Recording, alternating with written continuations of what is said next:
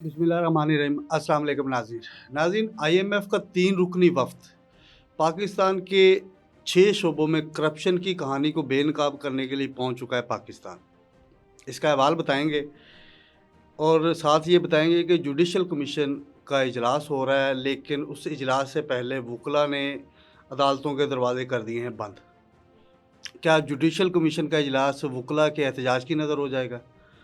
इसके साथ ये भी बताएंगे कि इमरान खान के हवाले से मुख्तलिफ़ ख़बरें आ रही हैं और उनके अपने लोग ही ये कहानी बता रहे हैं कि इमरान खान साहब को मारने की साजिश तैयार की जा रही है। कमल शोज़ब ने बयान दिया है कि इमरान खान साहब को कोई मर्ज़ भी लाहक हो चुका है, इस पे बात करेंगे।